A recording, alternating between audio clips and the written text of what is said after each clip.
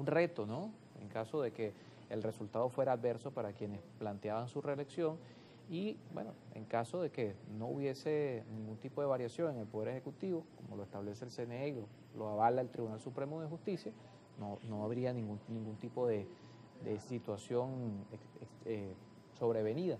Lo cierto es que llegamos a esta fecha en un ambiente de mucha mayor crispación política, donde ambos actores han venido de alguna manera elevando el costo del discurso, ¿no? Elevando el tono del discurso, de pasar a actores políticos de oposición tradicional, de diferencias políticas, a bueno, considerar extremistas, fascistas y bueno, términos que han venido surgiendo posterior al 28 de julio. Y en ese sentido, ¿cómo se resuelve o cómo al país le llega esta fecha del 10 de enero? ¿En qué aporta a este clima tan necesario que es bajar el nivel de conflictividad? Bueno, hablamos de los dos principales sectores, la polarización que manejan los dos principales sectores del país.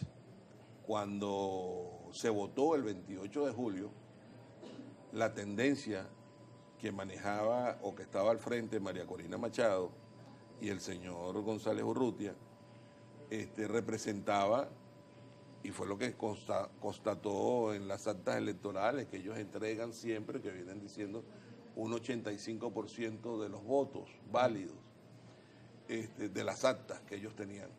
Ahora, ese 85% significa un 65% de la votación del país, mientras que el otro sector lo representaba el oficialismo.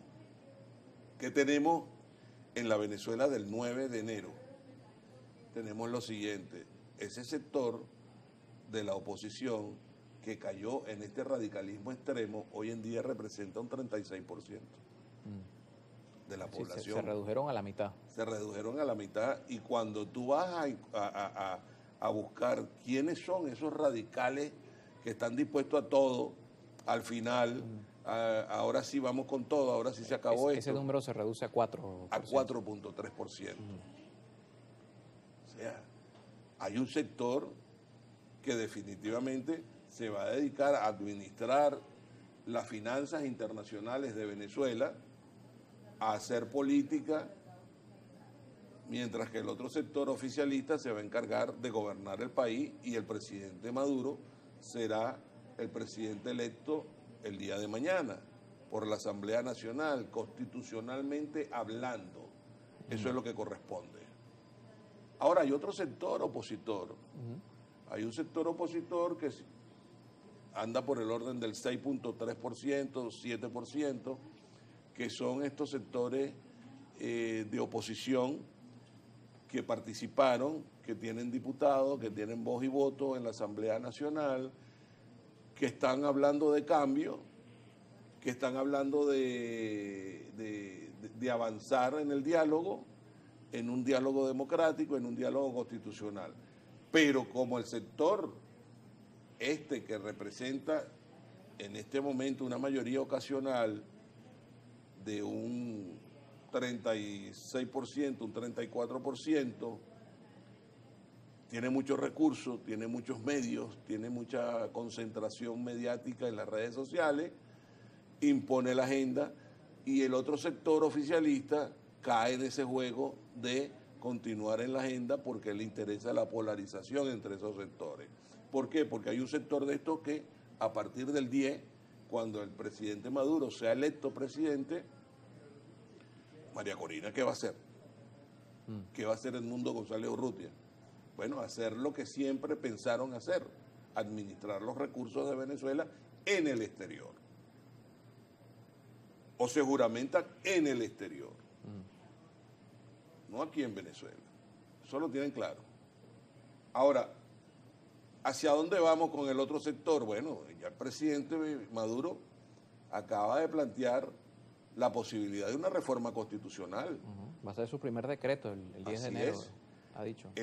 Hay que ver esa reforma constitucional que vamos a hacer. Vamos a pasar agachados. Vamos a seguir dejándole los espacios al oficialismo. No, ahí hay que participar, y el sector democrático tiene que participar en esa reforma constitucional. que se va a plantear, así como en las elecciones que se van a plantear hacia finales de año.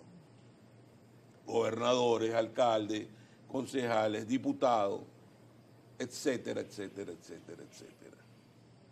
Y yo te decía que... Claro, pero hay gente que hoy, en medio de toda esa situación, y considerando que algunos todavía insisten en que el CNE está en mora, porque bueno, no se publicaron los resultados mesa por mesa, como históricamente se ha hecho, bueno, sostienen que no hay condiciones para pensar en una elección, que hoy pensar en votar es normalizar el hecho que, en otro término que por cierto surgió, los normalizadores, que es normalizar el hecho que el CNE no cumplió, no entregó el resultado detallado de las elecciones, y que no se puede votar así. Yo me pregunto qué pasaría en el país si el día de mañana el presidente Nicolás Maduro se presenta con las actas del CNE. Aquí están las actas, aquí vengo yo a presentarlas al país. Se caería todo este discurso. Claro. Ahora, eso va a depender del presidente Maduro y de la política que maneje el oficialismo. Cuando yo te decía, no se puede seguir jugando a dejar los espacios. Carlos, ¿tú recuerdas que yo tengo más de 5 o 10 años asistiendo a estos programas de televisión y diciéndole a la oposición venezolana que era necesario construir, interactuar con la Fuerza Armada Nacional en la búsqueda de un discurso democrático, en la búsqueda de un discurso de futuro, en la búsqueda de una armonía institucional entre los sectores opositores y los sectores de las Fuerzas Armadas Nacionales? Bueno, no se lograron. Y no es porque la oposición sea bruta o sea torpe, algo de eso hay, pero es que los objetivos son otros. A ese sector no le interesa pasar por el meridiano de las Fuerzas Armadas en Venezuela. Y hoy en día, tal como está planteado el esquema venezolano, las Fuerzas Armadas significan el meridiano para avanzar o para retroceder, el futuro o el retrógrado. Y eso hay que tenerlo claro. Ahora, si no tenemos claro hacia dónde vamos, con quiénes vamos y qué es lo que queremos, olvídate. Aquí vamos a tener programas de televisión donde vamos a seguir haciendo tipo de análisis. Vamos a seguir hablando de lo mismo por el século seculorum, por los próximos 10, 20 años. Que ojalá que pudiéramos tener la oportunidad de hablar de otras cosas, ¿no? De ser más propositivos, ¿no? A la situación del país. Ojalá podamos la coyuntura política está pero para eso es necesario salir de esta guerra civil mental en la que nos han llevado este sector de la señora María Corina Machado y el señor Edmundo González Urrutia y el otro sector oficialista que maneja el presidente Maduro. Hoy, por ejemplo, yo salí del canal de televisión nuestro, InfoTV, y vi 3 tanquetas ahí en la plaza donde está el canal, y yo dije, bueno, pero ¿qué se trata? ¿Qué es esto? Y nada, y el resto después todo tranquilo. Pero bueno, es que ¿acaso se puede ser bobalicón? ¿Acaso el gobierno puede ser bobalicón y dejarse tumbar?